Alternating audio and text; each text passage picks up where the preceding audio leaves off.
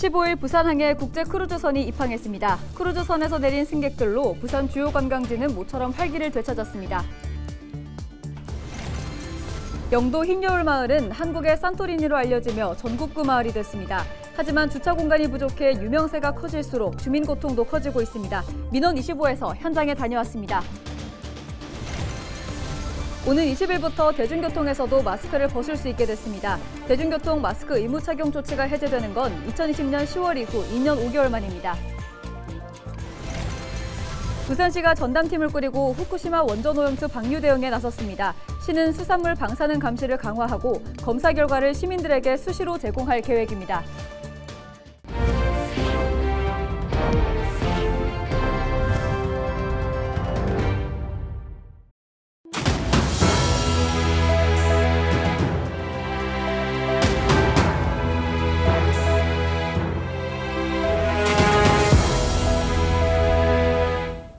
시청자 여러분 안녕하십니까? 헬로티비 부산 뉴스입니다.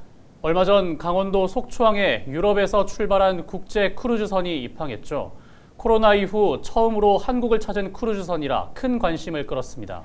부산항도 3년 만에 문을 활짝 열었습니다. 국제 크루즈선은 15일 첫 입항을 시작으로 올해 90척 이상이 부산을 찾을 예정입니다. 장보영 기자입니다. 15일 아침 7시 30분 29,000톤급 국제 크루즈선 아마데아호가 부산항으로 들어옵니다. 지난해 12월 프랑스에서 출발한 620여 명의 관광객들은 설레는 마음으로 배에서 내려 부산 여행을 시작합니다. We have booked on this line especially for this tour. We enjoy our stay here because we saw it's the second time here and we like it. I think it's great. It was a big harbor and impressive to see a lot of ships and cranes and something like that. 코로나19 감염을 막기 위해 끊겼던 크루즈선 입항이 3년 만에 재개됐습니다. 오랜만에 만나는 첫 대규모 해외 관광객을 위해 환영 행사도 펼쳐졌습니다. 해군 군악대와 한국 전통 공연으로 분위기가 고조되고 관광업계 관계자들의 기대도 큽니다. 부산의 관광객들이 주로 이제 서울을 경유해서 오는 관광객들인데 이 크루즈 관광객들은 해외에서 부산항으로 직접 들어오는 관광객들이죠. 이게 계기가 돼 가지고 더 많은 관광객들이 부산을 찾아주기를 바라는 마음 간절합니다. 올해 아마데아호를 시작으로 세계 각국의 국제 크루즈선 90척 이상이 부산항을 찾을 예정입니다. 이 중에는 부산항에서 출발하는 크루즈선도 있습니다. 11만 톤급 선박에 승객 3천여 명이 탑승합니다. 일본의 2개 지역을 둘러보는 최대 4박 5일의 짧은 일정이지만 국내에서 출발해 해외로 가는 첫 크루즈선입니다. 선용품 등 연관 산업 그리고 관광 산업 이런 어떤 부분들이 어우러져서 지역 경제 활성화에 크게 기여를 할 것으로 저는 믿고 있습니다. 부산시는 국제 크루즈 시장이 커질 것으로 예상되는 만큼 이달 말 미국에서 열리는 크루즈 박람회에 참가하며 국제 크루즈선 유치에 집중할 계획입니다. 헬로티비 뉴스 장보영입니다. 15일 부산시 후쿠시마 원전 오염수 방류 대응 전담팀의 첫 번째 회의가 열렸습니다. 이날 회의에는 시 전담팀과 부산연구원, 부경대 방사선 과학기술연구소 등 40여 명이 참석해 후쿠시마 원전 오염수 국내외 동향을 공유하고 부서별 대응 계획 검토를 했습니다. 부산시는 해수 방사능 실시간 무인 감시망 2기와 식품, 수산물 방사능 분석 장비 2기를 추가로 확보해 후쿠시마 원전 오염수 방류 전까지 방사능 조기 경보 체계를 강화하겠다고 밝혔습니다. 또 해수 방사능 감시와 식품, 수산물 방사능 검사를 확대하고 검사 결과를 SNS와 부산시 누리집에서 수시로 제공하겠다고 전했습니다. 부산시 후쿠시마 원전 오염수 방류 대응 전담팀은 행정부시장을 단장으로 지난달 28일 꾸려졌으며 방사능 평가반과 해양수산총괄반, 상황총괄반, 시민홍보반 등 4개 반 13개 부서로 구성됐습니다. 하윤수 부산시 교육감이 15일 영도구 청동초등학교를 방문해 학교 급식을 점검했습니다. 하윤수 교육감은 이날 급식 현장의 위생관리 시스템을 직접 점검한 후 급식 종사자들을 격려했습니다.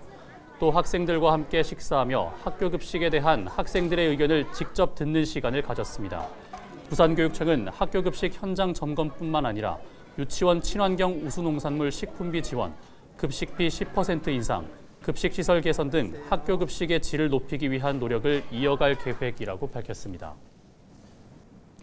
부산교육청이 급식 종사자 폐질환 예방과 조리실 환경 개선에 나서겠다고 밝혔습니다.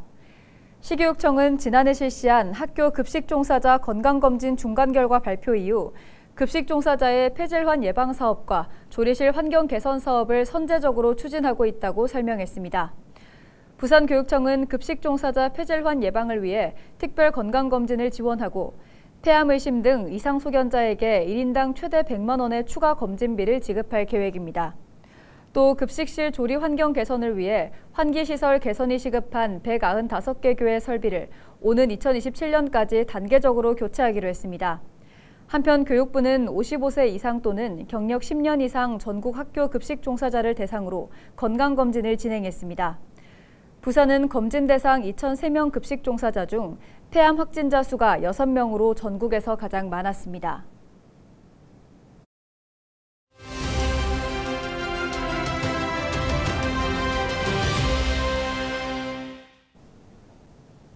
여러분은 내가 돈을 내고 빌려 쓰는 주차 공간에 차를 데려갔는데 다른 차가 주차를 해놓고 연락처조차 남겨놓지 않으면 어떨 것 같으십니까?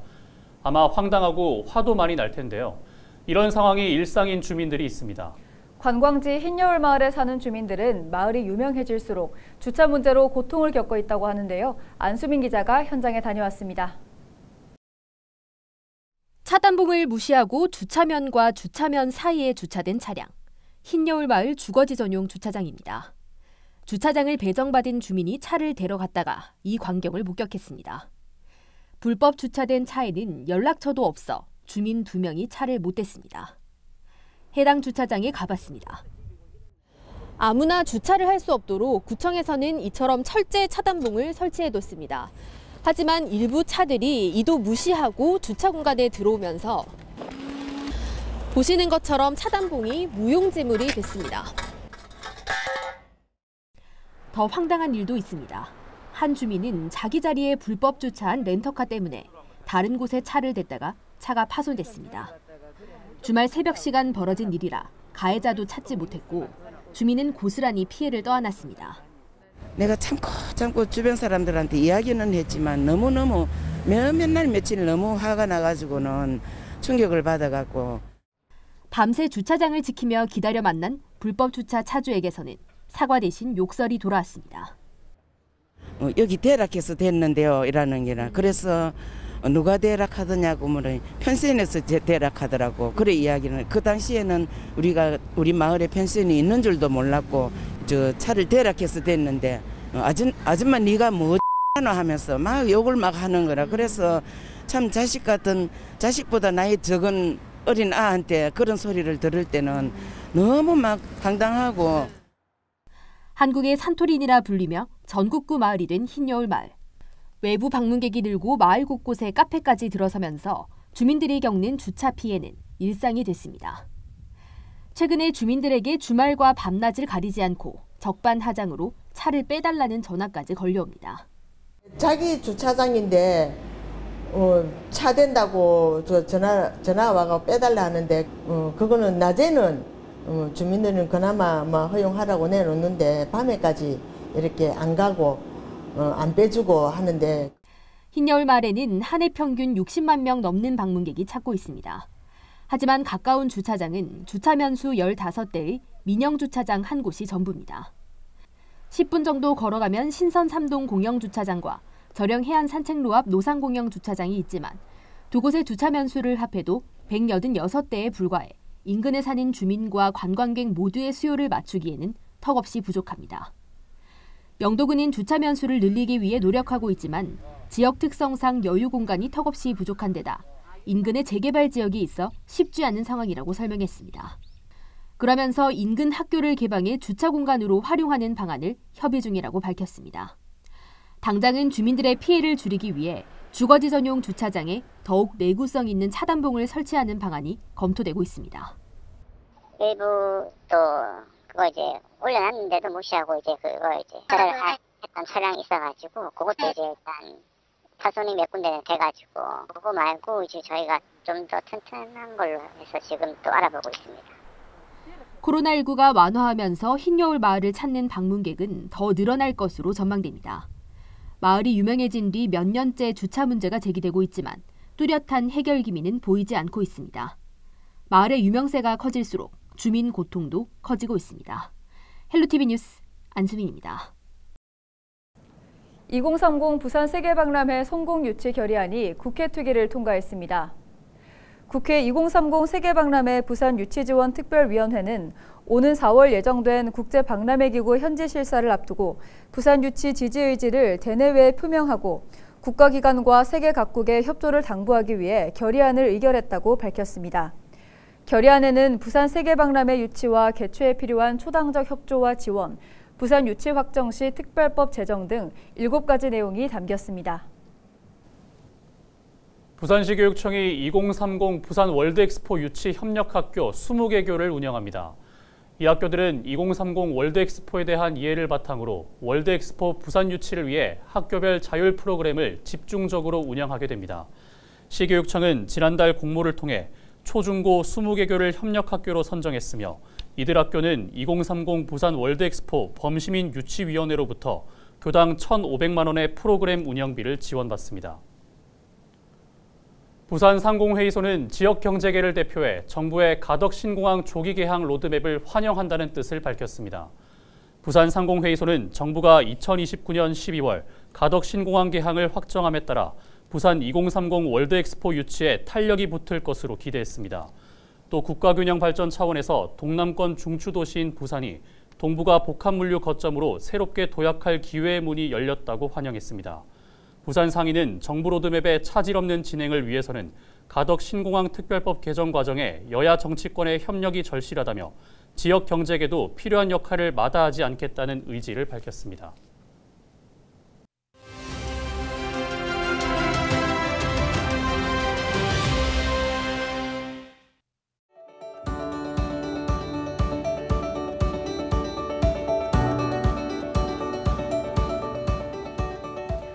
정부가 오는 20일부터 대중교통과 마트, 역사 등 대형 시설안 개방형 약국의 마스크 착용 의무를 추가 해제하기로 했습니다. 대중교통 마스크 의무는 지난 2020년 10월부터 생겼는데요. 2년 5개월 만에 사라지게 됩니다. 정부는 지난 1월 말 실내 마스크 착용 의무를 조정한 이후에도 일평균 확진자가 38% 감소했고 신규 위중증 환자도 55% 줄었다며 방역 상황이 안정적이라고 설명했습니다. 하지만 혼잡 시간대 대중교통 이용자와 고위험군 또 유증상자들은 여전히 마스크를 써야 한다고 권고했습니다. 또 이들이 오갈 수 있는 일반 약국과 의료기관, 감염 취약시설에서의 마스크 착용 의무는 당분간 유지될 계획입니다. 방역당국은 온전한 일상을 찾기까지 아직 고위험군의 보호가 필요하다며 코로나19 일상회복 로드맵을 준비하겠다고 밝혔습니다. 일상회복이 더 가까이 다가왔습니다. 데일리 브리핑이었습니다.